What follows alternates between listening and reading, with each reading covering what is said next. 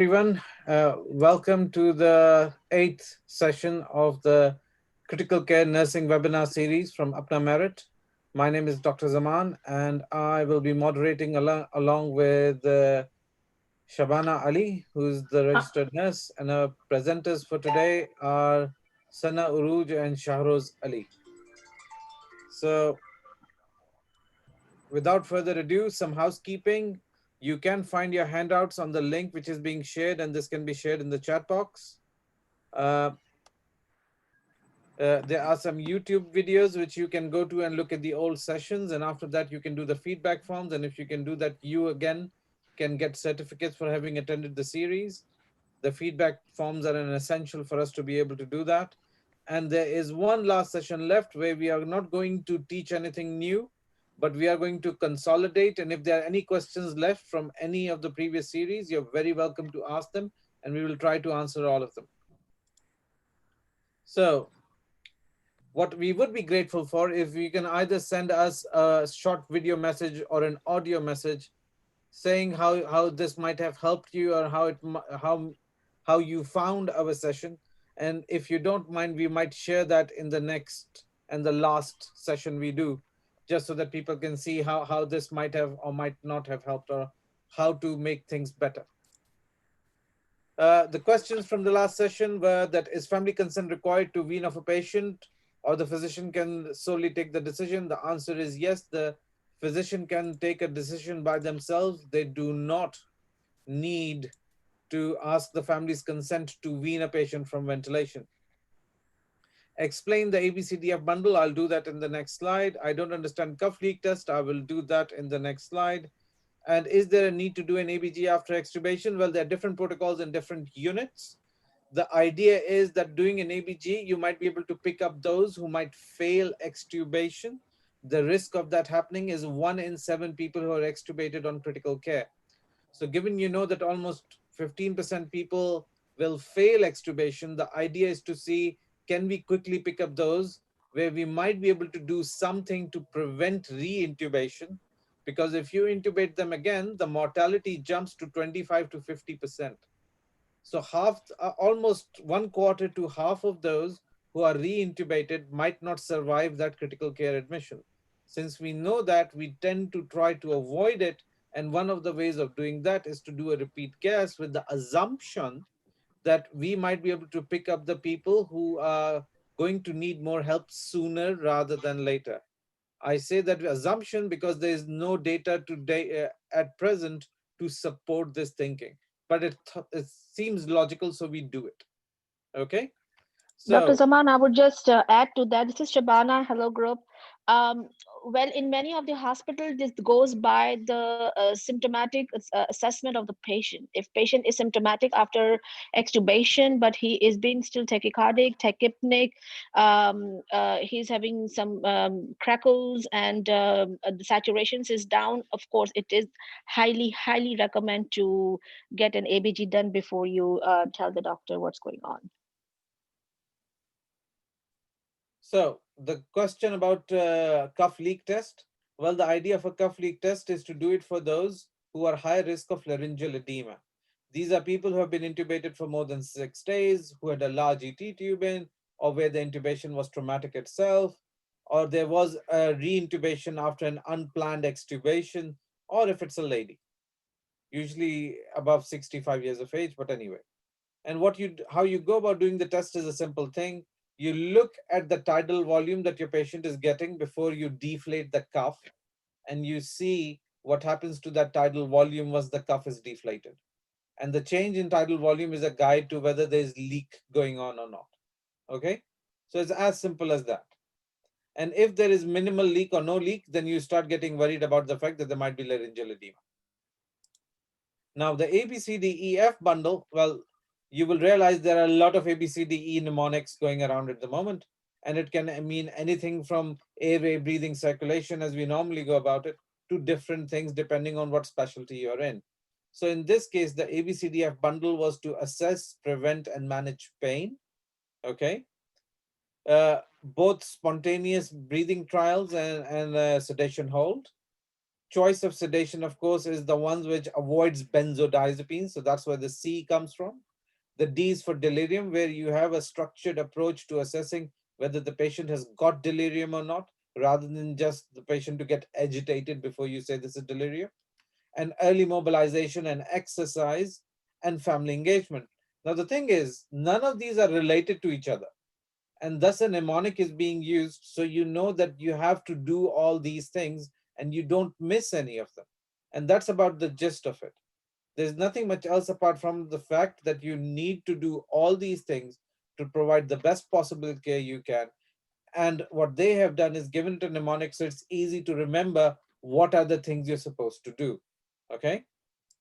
So that's the ABCDF. And now I will hand over to Dr. Sana Urooj, who will go ahead and give you the initial part of the talk, to be followed by Shahroze Ali, the nurse, who will be taking over the essential bits of the talk.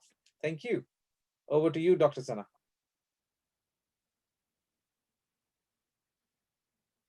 Dr. Urooj, if you unmute yourself, you can start. Thank you so much, Dr. Zaman. Next slide, please.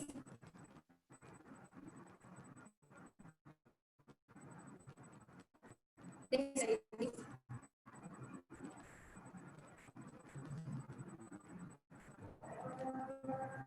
Okay. So by the end of today's session, you will be able to understand the definition, indication of tracheostomy, and will be able to understand physiological changes associated with the replacement of the tracheostomy tube. You'll be able to identify, will be able to understand different types of tracheostomy tubes available in market, parts of different tubes, and the implementation of different just going to start NCEPOD practices. He is going to discuss with you its nursing emphasis on how to secure the tracheostomy tube, how to clear. Your voice is breaking. Yeah, sorry, Dr. Sana. Can you please give it a second? We are hardly able to hear. It's being a lot of echo, and your voice is breaking.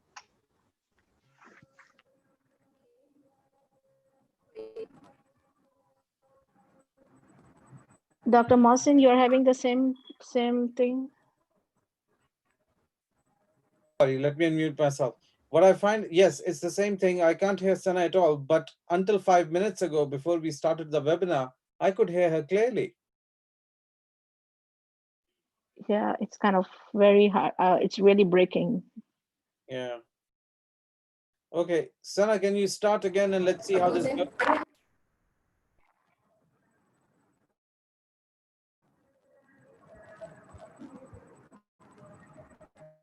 Can you listen to me?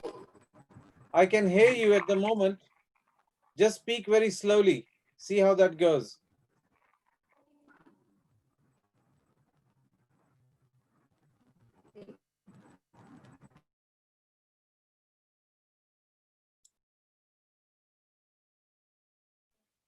No, we can't hear anything. And identifications of tracheostomy tube, you are able to understand the physiological changes associated with the placement of the tracheostomy tube. Then you will understand and identify the different types of tracheostomy tubes available in the market. You need to identify the parts of tracheostomy tube and the clinical implication of each different type of tracheostomy tubes. Dr. Zaman, can you listen to me? I can hear you a bit better than before, but it's still breaking up a bit. Just slow down a bit more.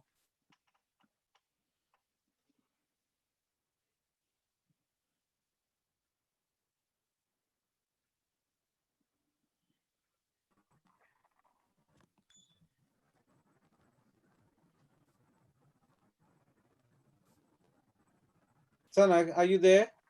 Okay, I'm just going to go ahead and take over while Sana reconnects herself, because it looks like she's disconnected.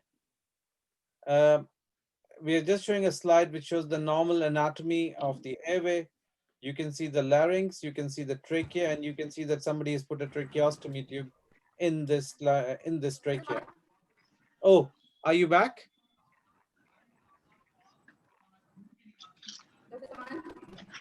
Yes, Sana, I can hear you. should I start again? No, just keep on from where you are right now. Okay, so the tracheostomy is a surgical procedure that consists of making an incision in anterior and lower aspect of the neck. The, this incision goes down to the trachea. Once the trachea is open, a tube called the tracheostomy tube is then inserted, and patient is able to breathe through it. So all patients who are having tracheostomy tube, they doesn't need nose and airway for breathing. Next slide. Now I'm going to show you a video about the surgical procedure of the tracheostomy. Sana, your voice is breaking up still quite a bit. Any ways that you can go ahead and uh, reconnect while I show them the video?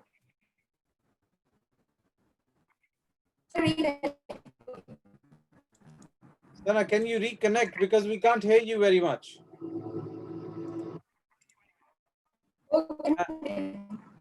And what I shall do is I shall continue with the video while you reconnect.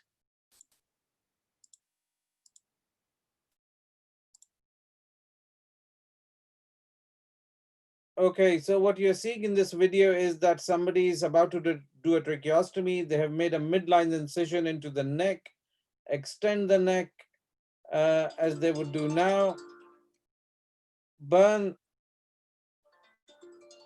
the fat in between, then the muscle layer shows up, they cut that through.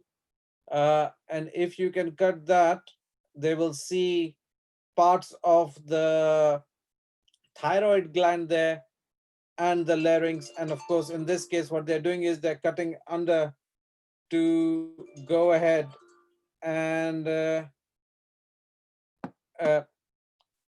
and then make a horizontal incision into the trachea and between the rings. And it is in this incision that they will place the tube and secure it. Now, may I request that all the attendees, if you've got any videos on, you switch your video off, because that can cause issues with voice for a lot of the presenters. And for Sana, if you have got any other devices on or your own video, if you can switch that off and see if that helps. Is that okay?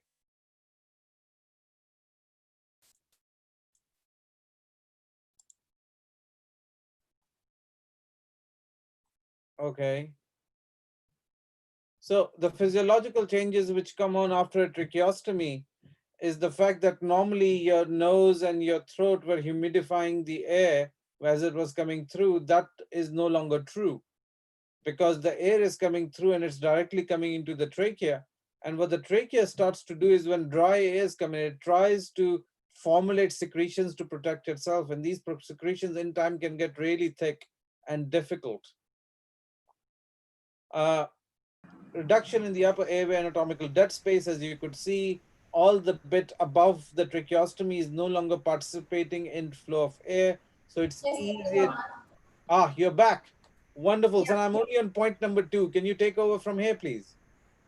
So should I start with the physiological process or point Please two? do. We can hear you a lot more clearly now. Okay, fine. So I'm continuing with the second point.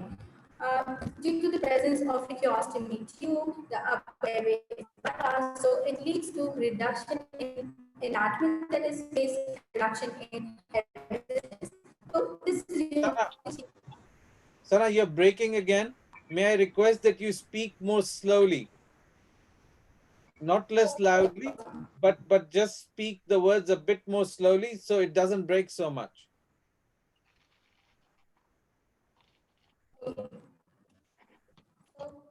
due to presence of tracheostomy tube, the anatomical dead space and air resistance reduces. This reduces in air resistance is advantage for patient because reduced air resistance lead to reduced workload and helps patient from ventilator. Third point is inability to speak. Tracheostomy tube makes patient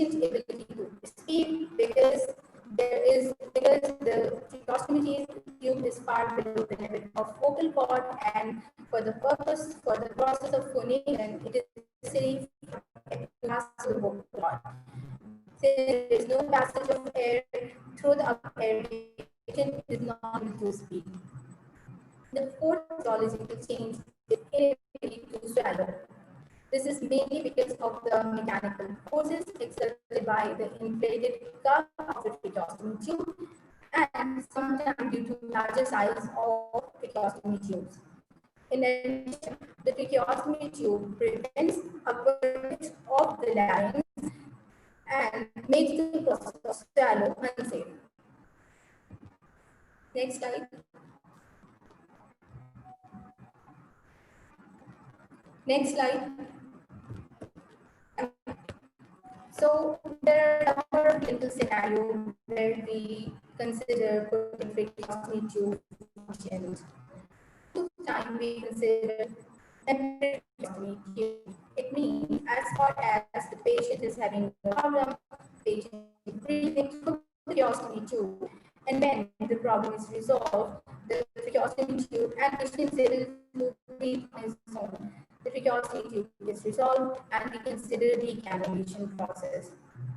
Only provide the medication tracheostomy under the four major headaches. Next slide.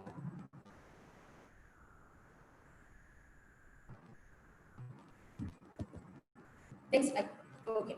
So the first stage is to provide the patient situation when the upper airway is obstructed either due to presence of tumor or due to some infection like epiglottitis or due to some inflammation.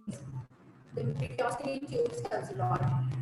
Then things like Shabana, I mean, sorry, Sana, I do apologize, but your voice is breaking quite badly. You don't have two devices on, do you? sorry, not listening Are to you. you using your computer and your phone as well? Like, are you just using one device to speak? I can connect with my mobile phone.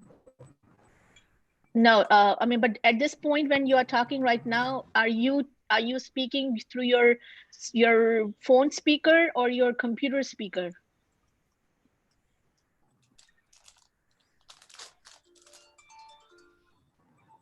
If you are on two devices, one device should be turned off and just turn off your video. This may increase because this is not the problem of voice. This is a problem of connectivity. Maybe two devices are not going congruent with each other.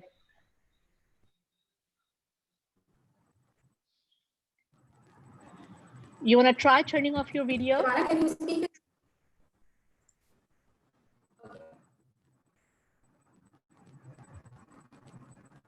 Can you listen to me now? Yes, we can Yeah, hear you. Can you just stop your video? yeah, she did. She did now. Okay. Yeah. Yes, Dr. Zaman. Please go ahead. Continue. So the first indication is to provide patent airway in upper obstructive airway condition, in conditions that are associated with potential of developing airway edema sooner or later, like burn patient, post-trauma patient, and post-surgery patients. The tracheostomy tube is very helpful in situations with anticipated or unanticipated difficult airway scenarios. Next slide.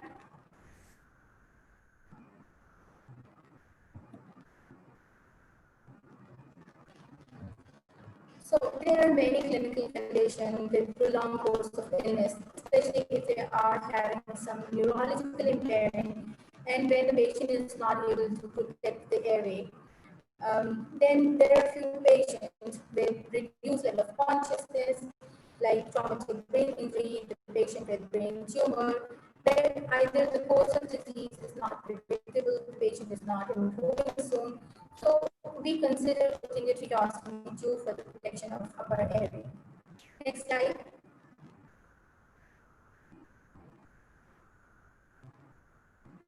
Tracheostomy tube is also considered for the purpose of bronchial toileting in situations with retained secretion, associated with poor cough or weak cough due to some neurological impairment or due to some muscular weakness, and in cases of excessive secretion needing help for clearance. Next slide.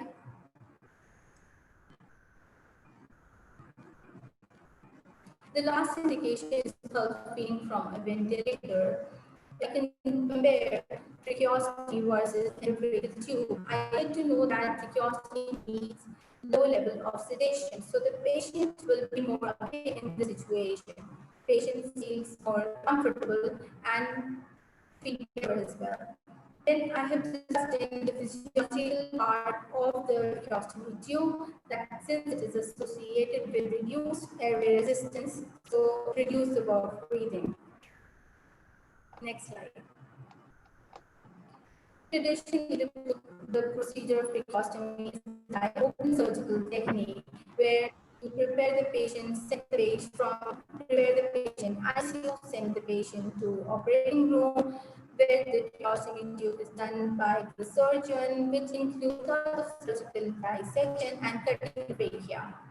It is better for the cases with difficult anticipated anatomy, but it is associated with taking the risk of transportation of critically ill patients. The cost is increased because of increased human resources as well as military resources, and the delay is also possible because of many communication and logistics issues. Coming to the cricothyroidotomy. A cricothyroid last Cricothyroid membrane, it runs from the lower border of the thyroid cartilage to the upper border of the cricoid cartilage. Cricothyroidotomy includes puncturing the thyroid membrane with the help of a large gauge cannula, most preferably 16 gauge, but 18 gauge is also acceptable. Most of the time, this is done by anesthesiologist when he is stuck with a situation where he's not able to ventilate the patient, he is not able to intubate the patient, and the call is generated to the ENT surgeon. So, treatment is done for emergency access to airway. Next slide. Next slide.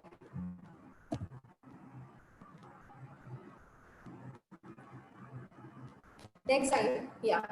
So now there is a question for you. Mrs. N is not able to wean off from the ventilator due to copious amount of secretion. Her respiratory rate is increased to 34 beats per minute. Heart rate increased to 128 beats per minute. Blood pressure is 145 by 78 millimeters of mercury, and saturation is came down to 88%. She looks anxious and uncomfortable. She is offered a tracheostomy tube. So, what is the indication of tracheostomy tube for the clinical condition of Mrs. N? Next, they are going to get four options. Option 1, A, help wean from a ventilator, B, to clear secretions, increase the respiratory rate, C is to provide a latent airway, D is to provide nutritious throat. And you're going to get 30 seconds for it.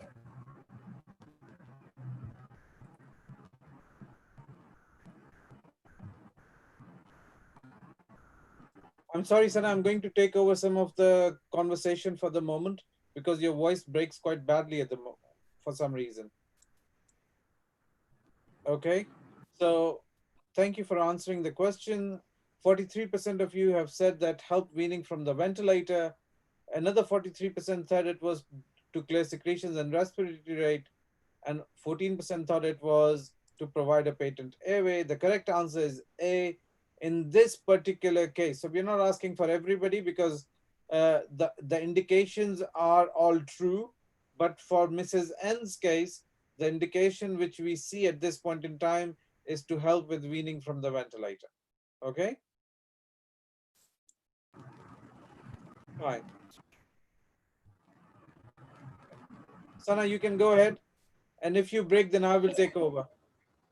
Next slide. Commonly used tracheostomy tube is provided with three major parts: the outer cannula, the inner cannula, and an obturator. Outer cannula forms the main body of the tracheostomy tube. It keeps the tracheostomy tract open. It incorporates the proximity of the flange part, and the body and the distal part, it lies inside the trachea. The second part is the inner cannula. It is the removable part of the tracheostomy tube. It incorporates the locking system. It goes inside the outer cannula, and it's very helpful in removing the renal secretion. The third part is objective. It is a solid device, and we always, last slide, and we always put the operator inside the outer cannula whenever we are considering putting the tracheostomy tube or removing the tracheostomy tube. Next slide. Next slide.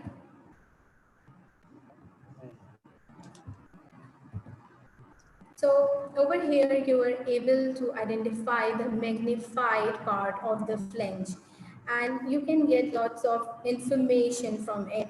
You are able to identify the size of the tracheostomy tube. You are able to identify the outer diameter, the internal diameter of the tracheostomy tube, and information about the inner cannula, which is disposable over here. Next slide.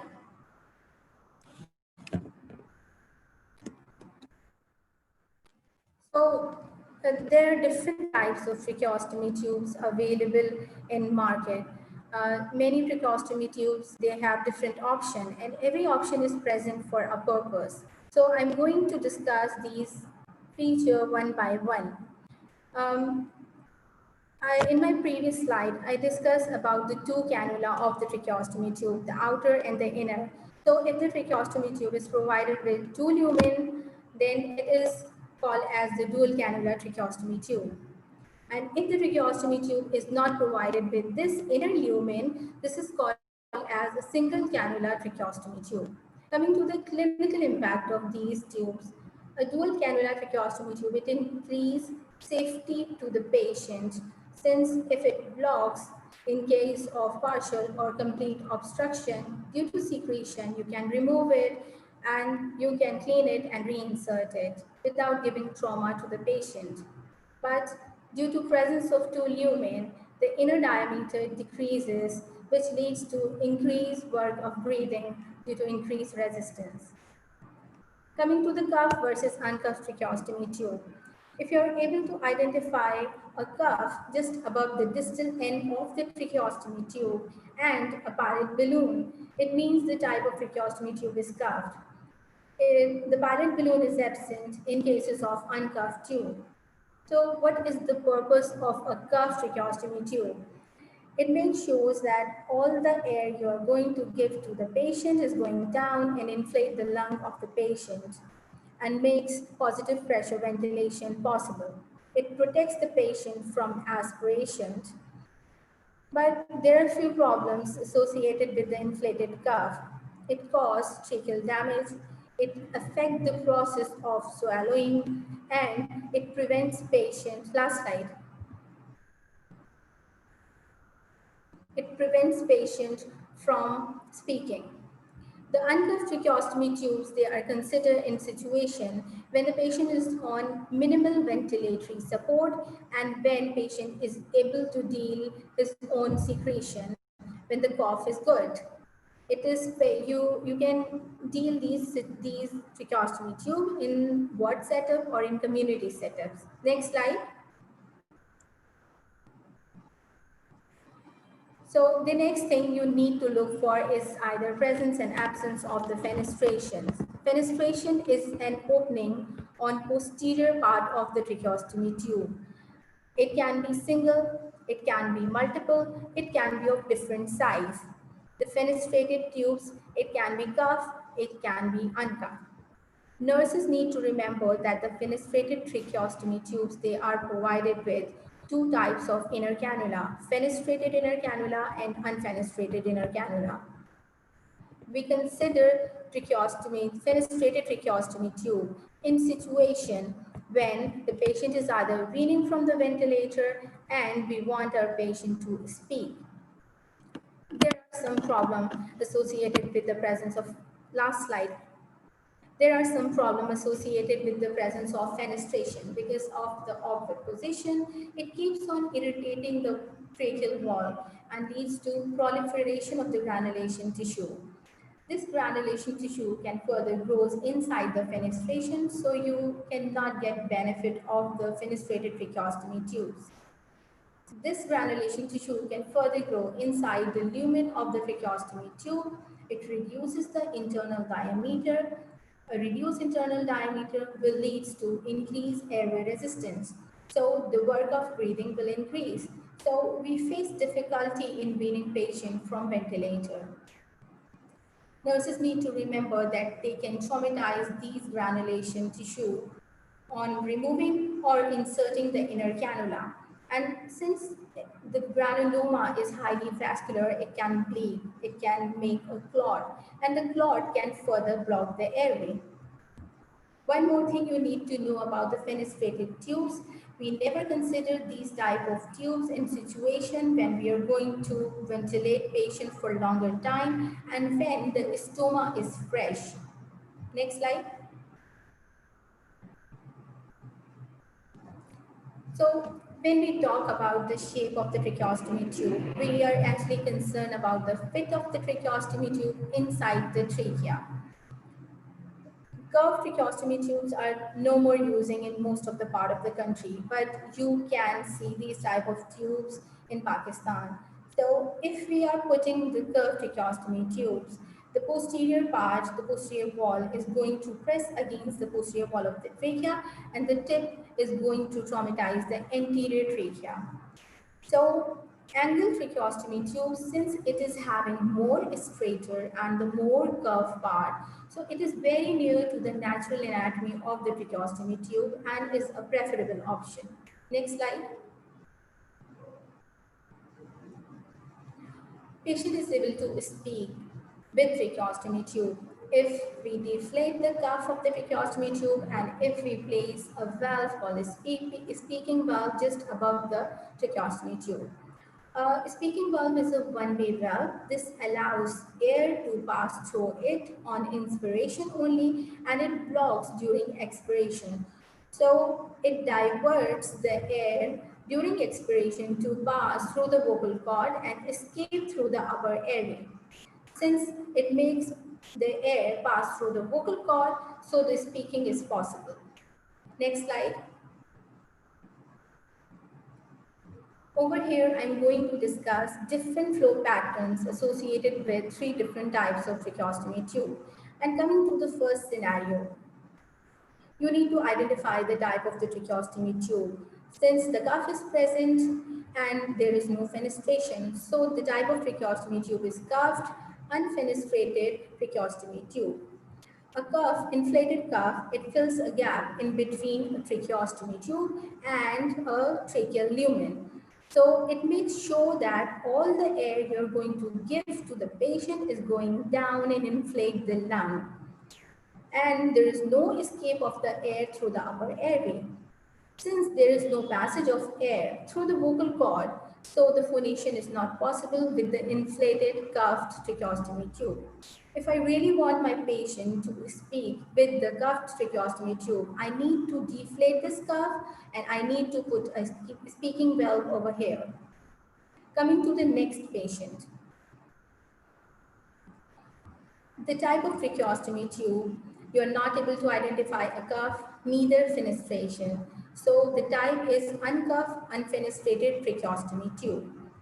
Now you can identify that there is a gap in between the tracheostomy tube and the tracheal lumen. So the air you are going to give through the tracheostomy tube is also going down and inflate the lung, but there is escape of the air through the upper airway. And since the air is passes through the vocal cord, so the speaking is possible. Now coming to the third scenario. Over here, there is no cuff and there is one fenestration. So this type is either a fenestrated uncuffed tracheostomy tube or it could be a deflated cuff. So this is the fenestrated tracheostomy tube. Fenestration in a tube with the cuff deflated will allow even more air to flow through the upper airway. If we consider that there is a cuff and there is an inflated cuff. So the situation will be more or less similar to the first scenario with the addition of speaking with the help of fenestration. Next slide. So now here is a question for you. Correct placement of a tracheostomy tube is confirmed by which of the following way? A. Direct visualization. B. End-tidal carbon oxide tracing. C. Looking at the ease of ventilation. D. Looking at the adequacy of oxygen saturation. And E. All of the above. And you're going to get 30 seconds for it.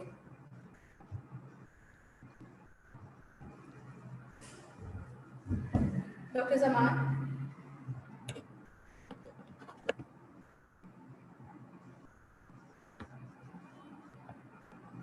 Sorry, I had muted myself. What I was saying was you sounded so clear that I didn't see much of a need to go ahead and intervene. But here's how things go, guys. Most of you got the answer right, which is all of the above. Uh, and those who got answers as entitled CO2, yes, that's true. Ease of ventilation, that is true. And adequate oxygen saturation is true. They're all true, all four of these. And thus, answer E is the right answer. Thank you. Uh, and now we are going to move over to Shahroze, who's going to take over this part of the talk. And what I will do is at the end, I will summarize the slides where you could not hear Sana very well. Thank you, Shahroze, if you can take over. Okay. Dr. Zaman, would you like to do it now so they can connect with what the other presenter is doing so they can, it's in a Okay. continuity? I can do, but what that means is that Sana's time, actually, let's just do it. It'll be So at least quick. they can, it in a continuation of for the presenters. Fair enough.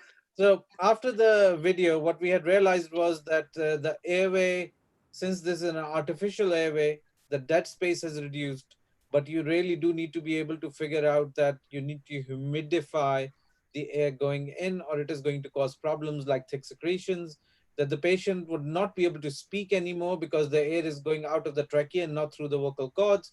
And similarly, swallowing would be affected because whatever is modifying the shape of the trachea is pressing onto the esophagus, and as a result of that, swallowing can be significantly affected.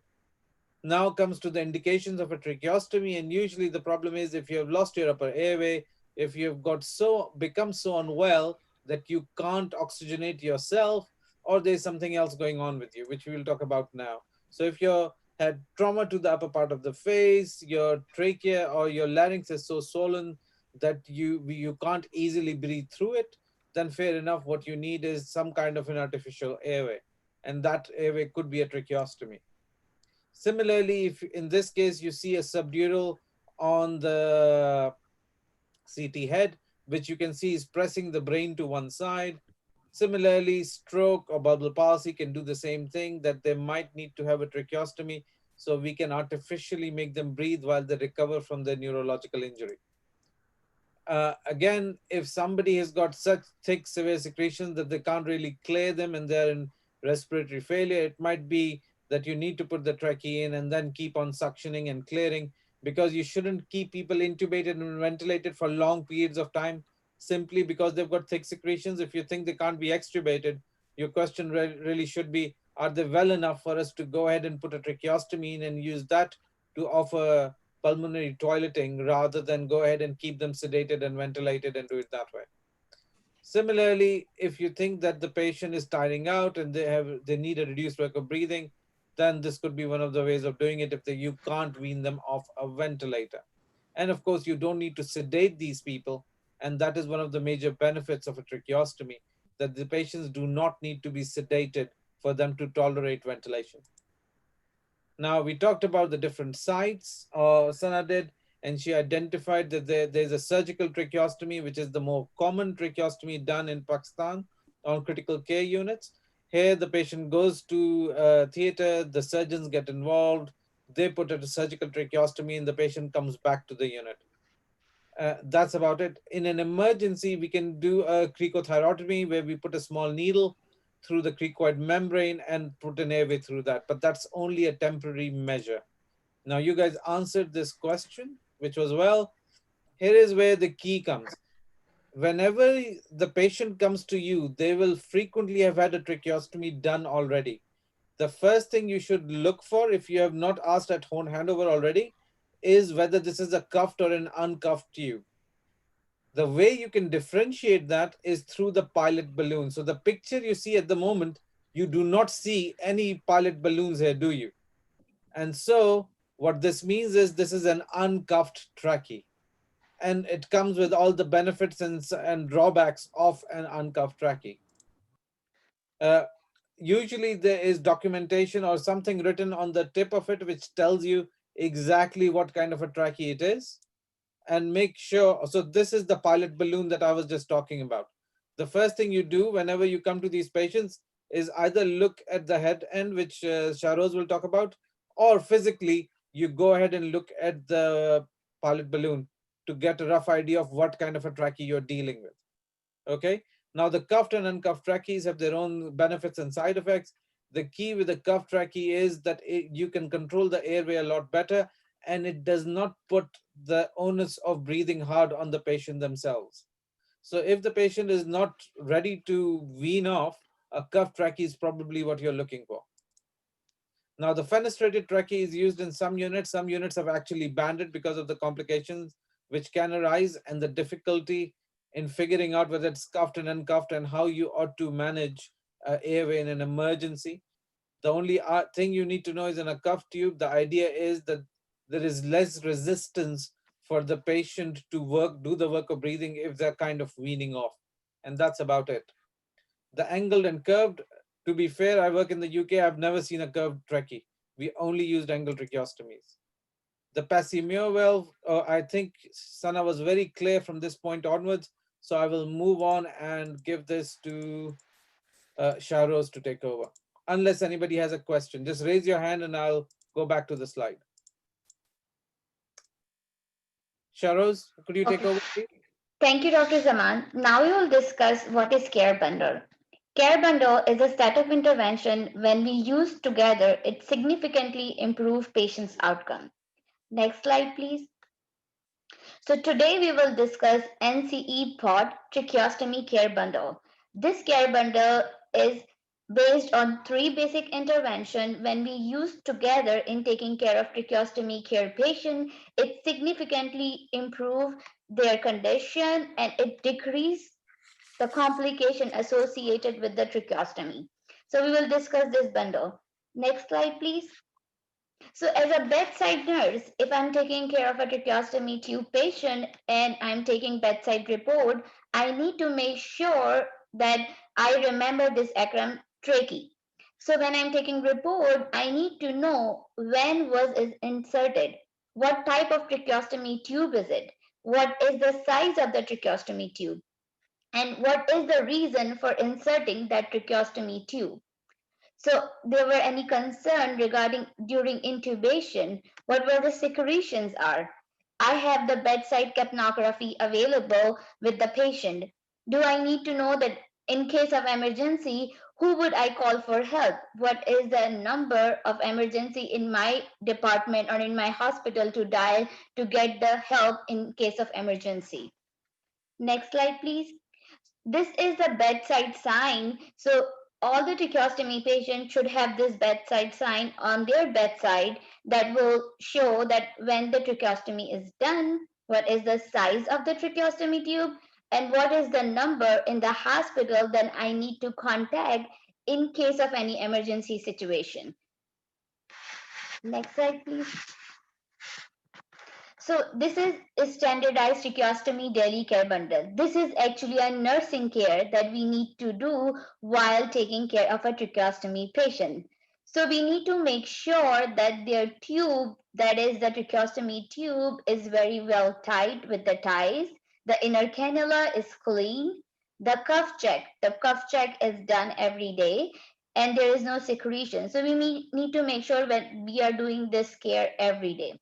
We need to reassess every day in case of emergency by the start of the shift who I need to call, suction the airway to clear the secretion Q4 to 8 hourly, or If my patient's secretions in copious, then I need to suction very oftenly, then 4 to 8 hourly.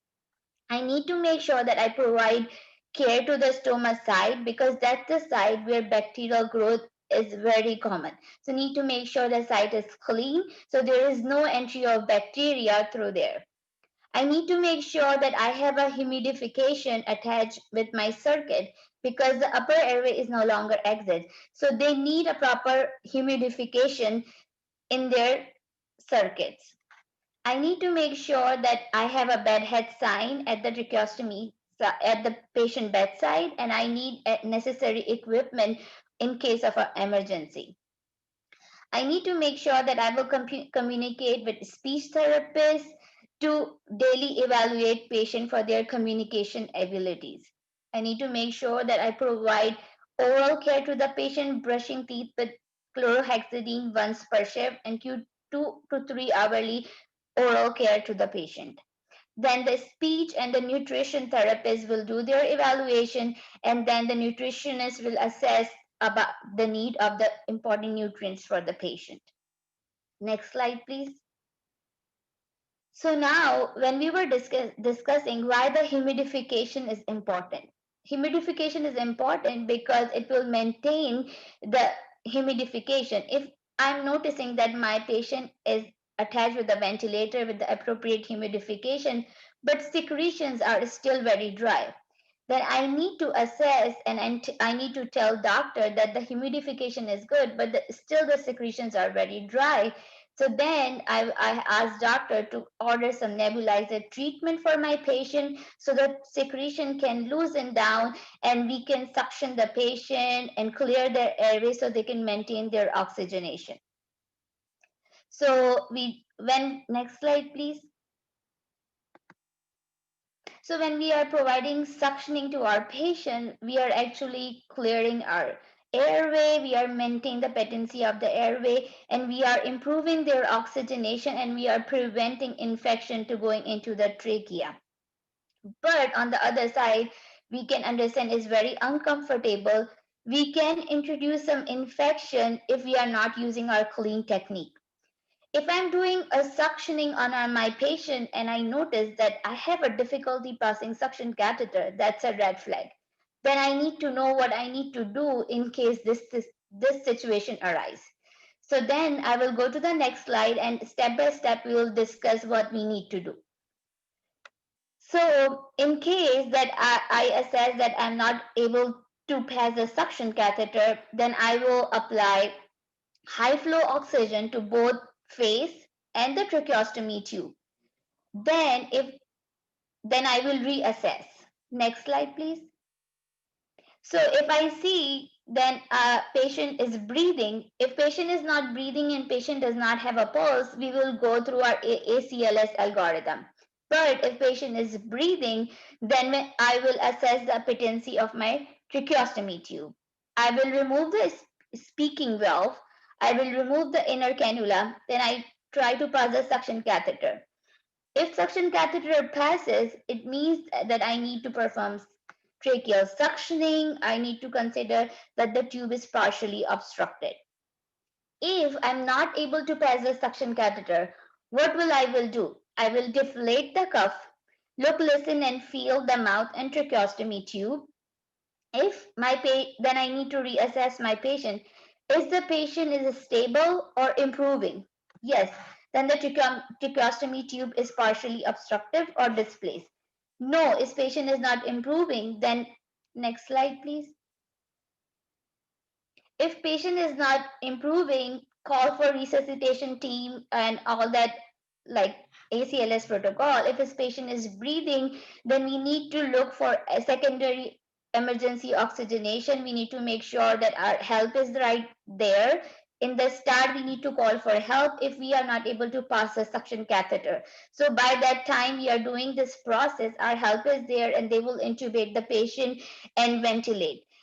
And that's our purpose, that we need to assess on the time to prevent them from going into other complication and hypoxia and make sure the help is there so we can intubate and ventilate patient.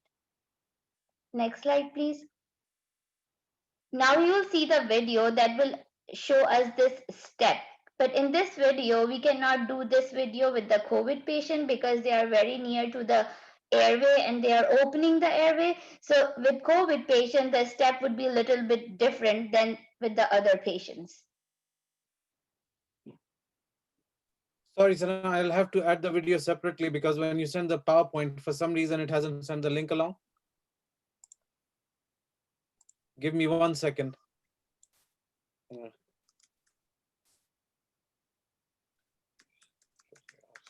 me.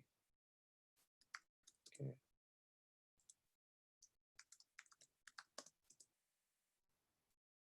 Okay, I'm going to start the video now. Give me 1 sec, guys. So just so you know, this is the emergency algorithm. It's based on what came out of the NCEPOD report. And it is based on that green chart that Shahroze just showed you and then went through the detailed bits of it. So ideally what happens in the UK is that these charts are by the bedside of every patient who's got a tracheostomy in. And what you will see is that two people will go through this chart as they see a patient with respiratory distress. You okay there, Sheila? Breathing. Can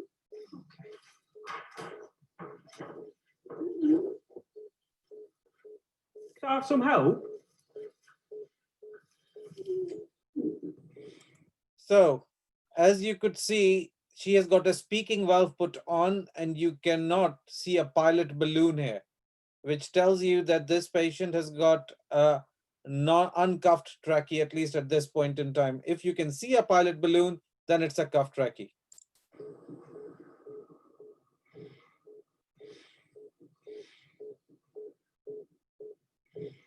Just going to pop some oxygen on for you. Hello, James. What's going on? This is Sheila. She's just struggling with her breathing. Would you be able to apply some of that oxygen to her mouth as well, please? Just a bit more oxygen, Sheila. Might help you feel better. I know she's got a speaking valve in. Would you be able to remove that and remove any inner tube that's there, please? So what the helper is doing at the moment is he is guiding the person who's looking after go through that flow chart that Shahroze just went through. And she has got an inner tube. Take that out. Okay. Would you As you could see with the inner tube, this is a fenestrated tracheostomy. If you saw, there was a hole on top of that inner tube showing that there is a fenestration. be able to reassess the breathing now, please?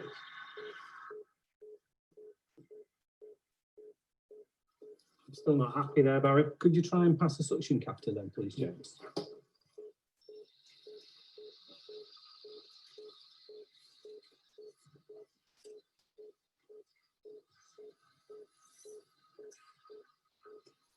No, I couldn't pass that.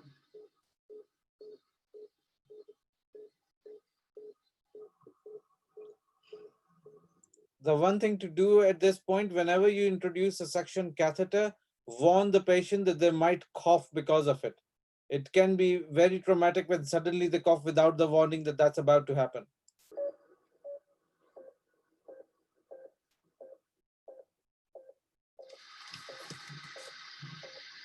Just going to take this tube out, Sheila.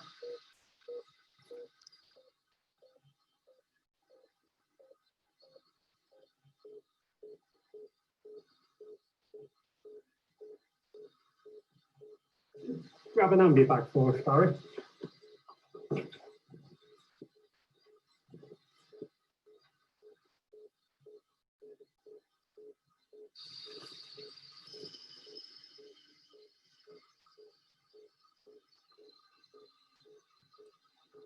I think it's pertinent to point out at this point that in the UK, where this guideline is from, the nurses are trained to look after the trachea in this way.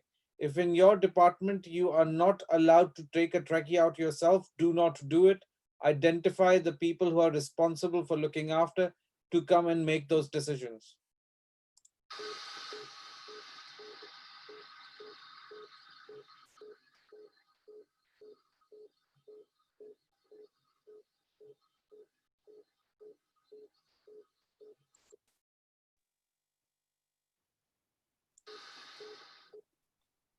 Thank you.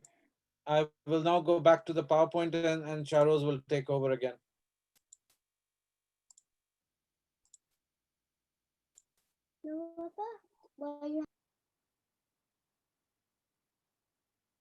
Next slide, Go please. ahead, Shahroz. Next slide. Now we'll discuss a clinical scenario. Suddenly, Miss N became tachypneic and started using accessory muscles of respiration. She looks anxious, pale, and sinus. As a nurse, what will you do first? Check the ventilator, check the humidification, check patient for breathing and call for help, check patient temperature.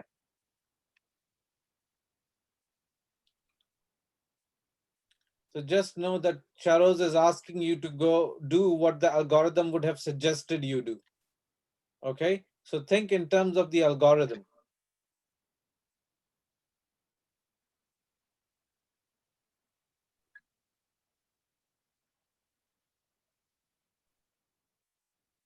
Cool. That's 30 seconds. And it's wonderful to see that 91 of you got the right answer, which is C, that check the patient for breathing and call for help. Wonderful. Here comes the second scenario. Uh, You are, Go ahead, Shahroz. you are unable to pass suction catheter in a patient. Patient is sinus, desaturating to 89%, respiratory rate is 45 per minute, tachypneic and using accessory muscles of breathing. As a nurse, what will you do first? Think about the algorithm and answer this question according to the algorithm, that as a nurse, what you will do first. Deflate the cuff, try to reinsert catheter, put on a face mask, check temperature and blood pressure. So the hint in this question is the fact that somebody tried to pass a suction catheter and it didn't go through. Okay? Keep that in mind, because that will guide you as to what you need to do next. So if you're saying that try to insert the catheter, somebody has already tried to do that. They tried to, when they say pass the suction catheter, they've tried to insert it and they have failed. So it's the step after. Very well done. 60% of you got the right answer, which is to deflate the cuff. So again, well done. You did get the right answer. The face mask was put on much earlier on in the algorithm. So that should have happened already before you put a suction catheter down. And again, the suction catheter was the step that they have already mentioned. So that was not the answer. Back to you, Shahroz. Thank you, Dr. Zaman. Now we will discuss as a bedside nurse what equipment I should have all the time available when I'm taking care of the tracheostomy patient. So I need to make sure that I have a same size tracheostomy tube available at the bedside all the time as soon as patient comes after the surgery from the OR. Then I need to make sure that I have a manual resuscitation bag kit. In case of emergency, I can ventilate patient. I should have bedside oximetry. I should have suction machine. I should have sterile water. All these are very important things available at the bedside all the time. In case, next slide, please. In case of emergency, if we need to advance airway equipment, in every unit there is a crash cart that has all these required emergency advanced airway equipment. So when we call for help, we need to make sure that our crash cart is at bedside with all these emergency advanced airway equipment that we will need to intubate the patient orally. Next slide, please. So this is very important. If my patient is going for any procedure, or if my patient is going from one unit to a different unit, I need to make sure my patient travel this with this box. Emergency portable tracheostomy equipment bus. It should have always a spare tracheostomy tube available with them, and the scissor to cut the sutures, gauze, lubricating jelly. This bag should travel with the patient if patient is going anywhere inside the hospital or if patient is going outside the hospital. So now we will discuss the stoma care. This is very important. This will help us to minimize the infection at the stoma site, We need to clean the stoma every shift, and we need to assess the stoma frequently to see if the gauzes are very wet, they are not dry. So we need to make sure that we will provide stoma care oftenly so the site remains clean and dry. And we need to make sure if we are changing the ties, there should be another bedside nurse with you. You are not changing the ties alone, because if you're changing the ties alone, there is a greater chance that tracheostomy tube can be dislodged. So it should be done with two people when we are changing the tracheostomy ties. And we need to make sure that we are not disconnecting both the ties at the same time. We need to make sure we are disconnecting one time at one time. So if we are changing the ties, we need to make sure there is 1 to 2 finger fit there. If it's too tight, it's gonna block the veins in the neck and decrease the circulation. And it is very loose, then there is a higher chance that the tracheostomy tube can be dislodged. So you need to make sure while taking care of stoma, you are considering these points, and you are always keeping your gauze dry and clean. This will allow your tracheostomy site free from infection. And while you're doing, always assess for infection at the tracheostomy site. Next slide, please. So there are two types of inner cannulas. You need to identify which type of inner cannula your patient have. Either it is non-disposable or disposable. If it's disposable, then you need to make sure that you have plenty of disposable cannula at your bedside. If it's non-disposable cannula, it is very easy to clean. When you check that the cannula is full of secretion, you will take it out. You don't leave it on the normal saline water for hours. You will just dip it in the normal saline water, clean it with the brush, dry it, and put it back into the patient. Next slide. So this is very important. As a bedside nurse, I need to make sure that once a shift, I am checking the cuff pressure. So my cuff pressure should be in the green area between 20 to 25. What if my cuff pressure is less than 20? There is a higher chance that my tracheostomy tube can be dislodged, or patient will get ventilated associated pneumonia because secretions are going down. If the cuff is greater than 25 or is too much inflated, it gonna damage my tracheal lining, and it will cause sudden complications like bleeding and all that. So I need to make sure that my cuff is between this green mark. Next slide. So now if we have done the tracheostomy weaning trial and patient have done well with the weaning trial and tolerated the weaning trial well, then we go for decannulation process. So decannulation is when patient no require ventilation, they are all alert oriented, they are following our commands, they can manage their secretions, they can control their airway, they can control the tube occlusion. If all these signs are yes, then yes, we're gonna decannulate the patient and patient no longer require the tracheostomy tube. But if my patient cannot tolerate tube occlusion, they are not very alert, they cannot manage their secretion, then patient will require long-term tracheostomy tube, and on a daily basis we will reassess patient weaning and we will reassess patient that they are able to decannulate or not. So if my patient is successfully decannulated, what monitoring I will need to know as a bedside nurse. Next slide, please.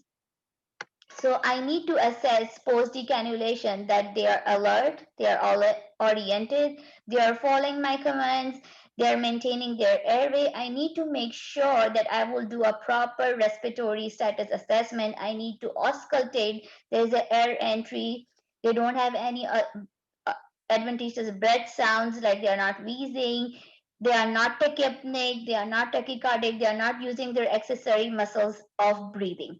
So I need to make sure that I will assess that. If they're hypoxic, they will get confused and they're altered in the mentation.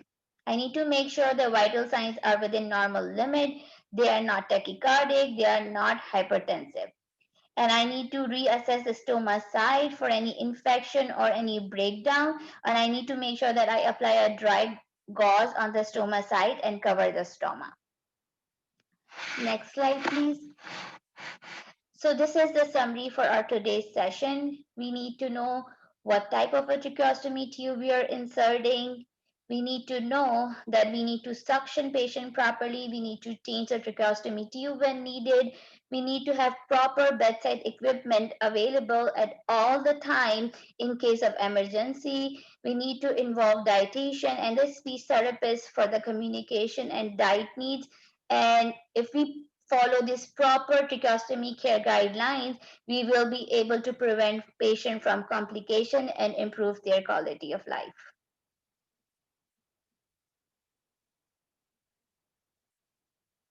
Over to Dr. Zaman. Thank you. Thank you, Shahroze and Dr. Sana. It was very kind of both of you to present this talk. This was the last teaching talk of this whole series of webinars. What we will do now is that over the next week, I will go through all the attendances, through all their feedback forms. We will identify who is eligible for having their certificates given to them. And then I might drop you an email to ask for some comments, which we might share as either your audio video files or as written comments from what you feel this session has been for you. If you have got any further feedback, we will very much appreciate if you send that to us. Thank you kindly. And that concludes the 8th talk of this session. The next talk is going to be all about MCQs and reinforcing all the learning we have done in the last 8 sessions. Thank you.